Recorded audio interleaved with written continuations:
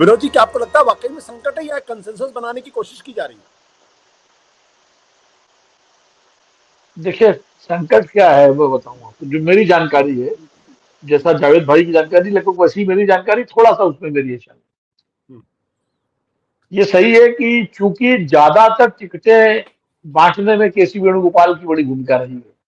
वो सीईसी में बराबर बैठते थे, क्योंकि संगठन महासचिव हैं, और उन्होंने रमेश चंद्र थला और केसी वीडी सतीशन के नामों को, कई नामों को उन्होंने काट दिया, हम्म, और अधिकतम टिकट उन्होंने बांटे। और ये भी खबर है कि कई विधायकों को चुनाव लड़ने में मदद भी की। हम्म, इसलिए विधायकों के बीच में एक, चाहे आप मजबूरी कह लें, एहसान मानने वाली बात कह लें, जो भी कह लें, और जो उनकी पोजीशन है हाईकमान के सामने, उसको देखते हुए जब दोनों पर्यवेक्षक गए तो ज्यादातर विधायकों ने केसी वेणुगोपाल का नाम लिया, क्योंकि वो हम्म, हाईकमान के बिल्कुल नजदीक है। इसलिए इंप्रेशन ये बना कि केसी वेणुगोपाल को विधायकों का बड़ा समर्थन है। लेकिन हम्म, केसी वेणुगोपाल कोई मास लीडर नहीं है। वो समर्थन वैसा नहीं है कि जैसे भूपेंद्र सिंह हुड्डा को मान लीजिए हरियाणा में मिल जाता है, या अशोक गहलोत को राजस्थान में मिल जाता है। केसी वेणुगोपाल उस तरह, हाँ लोकसभा में है, वो मैं भी ठीक करने वाला था कि लोकसभा में है। रमेश चन्नीथला और वीडी सतीशन, हम्म, ये दोनों ने 10 साल लगातार पार्टी को वहां पर बनाए रखा, बचाए रखा। और हम्म, रमेश, जैसा जावेद भाई कह रहे हैं कि रमेश जब 2011 में कांग्रेस सरकार बन रही थी, तो रमेश ने ही इसको जो है उमन चंडी को आगे कर दिया था, क्योंकि वरिष्ठ थे वो, जबकि रमेश पीसीसी प्रेसिडेंट थे। और रमेश को का पूरा क्लेम था, जैसे आज सतीशन क्लेम कर रहे हैं या वेणुगोपाल क्लेम कर रहे हैं। और वेणुगोपाल और सतीशन दोनों रमेश के रूम किए हुए हैं। हम लोग तो रमेश चंद्र को जानते हैं तब से, यूथ कांग्रेस के जमाने से। और रमेश चंद्र बहुत करीब रहे राजीव गांधी के भी, और सोनिया गांधी के भी बहुत विश्वास पात्र लोगों में है। मेरी जहां तक जानकारी है, सोनिया जी का जो इच्छा वेट है वो रमेश के साथ। वीडी सतीशन अड़े हुए हैं, क्योंकि विधानसभा में नेता विपक्ष में है वो। और केसी वेणुगोपाल खुद जाना चाहते हैं, लेकिन राहुल गांधी केसी वेणुगोपाल को भेजने के लिए राजी नहीं है। उनका कहना है, उनका तर्क ये है कि भाई 5-6 साल में जो एक नेता को हमने अपने साथ तैयार किया है, उसको अगर हम केरल भेज देंगे तो एक तो लोग, पहली बात लोकल फैक्टर का असर होगा, सतीशन और रमेश चंद्र को संभालना मुश्किल हो जाएगा, नंबर एक। दूसरा, हमारा एक लॉयलिस्ट यहाँ से चला जाएगा। तो लेकिन खड़गे साहब केसी वेणुगोपाल को भेजना चाहते हैं। खड़गे साहब इसलिए भेजना चाहते हैं कि खड़गे साहब और केसी वेणुगोपाल के बीच भी कंफर्ट लेवल नहीं है। खड़गे साहब और उनका पूरा जो उनकी टीम है, वो चाहते हैं केसी वेणुगोपाल अगर केरल चले जाए तो कम से कम यहाँ उनके लिए रास्ता ठीक हो जाएगा। ये कुल मिला के पेच फंसा हुआ है यहाँ पर। कल खड़गे जी ने कांग्रेस के प्रदेश के पूर्व अध्यक्ष और जो सीएलपी के पूर्व एक्स लीडर्स हैं, उनकी बैठक बुलाई है कंसल्टेशन के लिए। इसके पहले रमेश चंद्र, वीडी सतीशन और वेणुगोपाल तो दिल्ली में ही रहे हैं। तीनों के बीच कंसल्टेशन राहुल गांधी और खड़गे जी कर चुके हैं, सोनिया जी भी कर चुकी है, सबसे 1-on-1 मुलाकात भी हुई है और एक साथ भी हुई है, सारी बातें हो चुकी है। विधायकों से अजय माकन और मुकुल वासनिक की बात करी आए थे। जब विधायक ये जा रहे थे दोनों पर्यवेक्षक, तो राहुल गांधी ने उनसे कहा था कि अभिलेष की राय लेके आइए, वो उसको वेट देना है, उसको वेटेज देना है, वो मेरे लिए इंपॉर्टेंट कंसिडरेशन होगा। तो वो अब मामला ये फंसा हुआ है कि एमएलएस की राय अगर मान लो तो वेणुगोपाल का ऊपर पल्ला भारी है, दिखता है। अभी मतलब उधर सोनिया जी ये देख रही हैं कि मो सबसे लॉयलिस्ट है रमेश चंद्र, जो फैमिली के भी लॉयलिस्ट है, परिवार पार्टी के भी लॉयलिस्ट है, आइडियोलॉजी के भी लॉयलिस्ट है, और सीनियर मोस्ट भी है। राहुल गांधी इस बीच में तय नहीं कर पा रहे हैं कि सतीशन और रमेश चंद्र में किसको भेजा जाए। और एक और पेच है कि अगर वेणुगोपाल को राहुल गांधी नहीं भेजेंगे तो वेणुगोपाल नहीं चाहेंगे कि सतीशन बने। वेणुगोपाल फुट डाउन कर देंगे सतीशन के लिए कि सतीशन ना बने।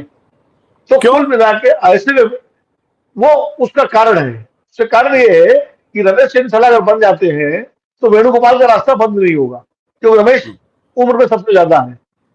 अगली पारी रमेश तक काफी उम्र दराज हो जाएंगे, और सतीशन उम्र में कम है वेणुगोपाल से। सतीशन बन जाते हैं, सतीशन वैसे ही हो जाएंगे जैसे भूपेश बघेल हो गए छत्तीसगढ़ में, या सिद्धार्थ भैया हो गए कर्नाटक में।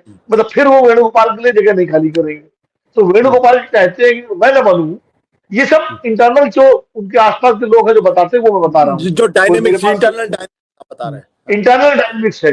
ये मैं नहीं कह रहा हूँ कोई मेरे पास कोई लिख के वेणुगोपाल ने दिया है और उन्होंने दिया। ये जो उनकी निगम के लोग हैं वो लोग बताते हैं पार्टी में चल क्या रहा, क्यों नहीं फैसला हो पा रहा है। तो वेणुगोपाल की इच्छा ये है कि अगर मैं नहीं बनता हूं तो फिर रमेश बन जाए, 2 साल 2 साल 3 साल 4 साल में रमेश से कुर्सी खाली कराई जा सकती है। और रमेश है भी वैसे सॉफ्ट नेचर के। जब उनके बारे में कहा जाता है कि वो लॉयलिस्ट भी है, सब कुछ है और सॉफ्ट नेचर के हैं, वो उतने हार्ड लाइनर नहीं है जैसे कि सतीशन है। सतीशन अगर बन गए तो छत्रप वाली जो भूमिका होती है ना, वो छत्रप हो जाएंगे कांग्रेस के, जैसे रेवंत रेड्डी है, जैसे सिद्धारमैया है, उस तरह से हो जाएंगे। तो ये सारे पेच हैं जिनको सुलझाना है। मुझे लगता है कल जो बैठक होगी वो महत्वपूर्ण बैठक होगी और कल शाम तक या देर रात तक शायद नाम का ऐलान हो जाए, जैसा कि कांग्रेस के हमारे मित्र लोग बता रहे हैं। बट विनोद जी, एक बात ये बताइए कि AK एंटनी और करुणाकरण के बाद जो एक स्ट्रॉन्ग लीडरशिप जो केरला से उभरनी थी, उसमें कम से कम सतीशन ने उस गैप को भरने की कोशिश की है। वो लीडर ऑपोजिशन के तौर पर भी वो सरकार के खिलाफ लगातार अटैकिंग रहे हैं, एग्रेसिव रहे हैं और लोगों के बीच में भी उनकी सभी छवि ठीक ठाक है। तो अगर कांग्रेस को चेनीथला पे अगर इन्वेस्ट करना है तो वो कितने दिन इन्वेस्ट करेंगे? कम से कम स्ट्रॉन्ग लीडरशिप तो केरल में उभरेगी। नहीं नहीं, जो चेनिथला स्ट्रांग नहीं, ये किसने कह दिया? चेनिथला ऐसा नहीं, चेनिथला स्ट्रांग नहीं है, चेनिथला आप उनका आउटस्पोकन नहीं है। भविष्य में आप उनको वो नहीं कर सकते ना, भविष्य में आप उनको इन्वेस्ट नहीं नहीं कर सकते। नहीं, इन्वेस्ट भविष्य में इन्वेस्ट नहीं कर सकते, वो तो बात आपकी ठीक है। लेकिन भविष्य में आपने तो भूपेश बघेल पे भी इन्वेस्ट किया था, क्या निकला? पूरा छत्तीसगढ़ हार गए आप। तो ऐसा नहीं होता, क्योंकि सतीशन की दिक्कत क्या है, सतीशन किसी की सुनते नहीं है और ये गठबंधन की सरकार है। IUML और तमाम सारे जो गठबंधन के सहयोगी हैं वो ऐसा नेता चाहते हैं जो सबको साथ लेकर के चले। और जिस तरह जो इस तरह प्रकृति है राजनीति, जिस तरह केंद्र सरकार हावी है सभी विपक्षी शासित राज्यों में, उसमें एक मैच्योर आदमी चाहिए जो है। सतीशन को तो अभी सरकार का भी कोई अनुभव नहीं है, वो तो कभी मंत्री भी नहीं रहे, लीडर पोजीशन जरूर रहे लेकिन मिनिस्टर नहीं रहे। जबकि रमेश चेन्नीथला जो है वो होम मिनिस्टर भी रहे हैं और भी मंत्रालय संभाल चुके हैं। उसके अलावा केंद्र में जनरल सेक्रेटरी है रहे, इंचार्ज है, यूथ कांग्रेस प्रेसिडेंट है, मतलब बस संगठन PCC प्रेसिडेंट रहे, लीडर पोजीशन रहे। उनके पास संगठन सरकार दोनों का अनुभव है और जो वर्कर है उसके साथ जिस तरह से उनका मिलना जुलना है, तारतम्य है रमेश चेन्नीथला के साथ, वो आप कांग्रेस के किसी ने देखिए। मैं कोई सतीशन के खिलाफ नहीं हूँ या रमेश चेन्नीथला का कोई ऐसा नहीं कि ठीक है, परिचय हमारा उनसे ज्यादा है क्योंकि वो दिल्ली यूथ कांग्रेस वगैरह के जमाने में जब वो थे तो हम लोग उनसे मिलते थे कभी।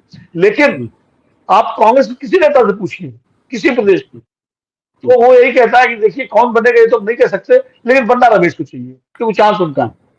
आप मैंने कम से कम 10-15 कांग्रेस के नेताओं से बात की जो जिनका केरल से मतलब भी नहीं वो भी, और जिनका केरल और साउथ से मतलब है वो भी यही कहते हैं कि अगर बनना चाहिए तो रमेश को बनना चाहिए, बाकी फिर हाईकमान किसको बना दे। और सबसे कम वेणुगोपाल का नाम तो लोग कोई नहीं लेते।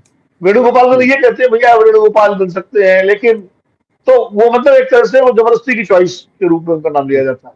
उनका नाम कोई वैसे नहीं लेता। हाँ, उसके बाद सतीशन को लोग कहते हैं अगर रमेश नहीं बन रहे हैं तो सतीशन को बनना चाहिए, एमएनएस के बीच से बनना चाहिए। तो ये चीज है।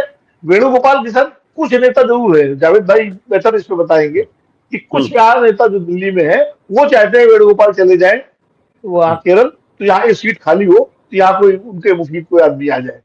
ये भी एक रणनीति है और शायद राहुल गांधी से समझ रहे हैं, इसीलिए वरना वेणुगोपाल का होना होता तो अब तक हो चुका होता फैसला, उसमें देर क्या लगती।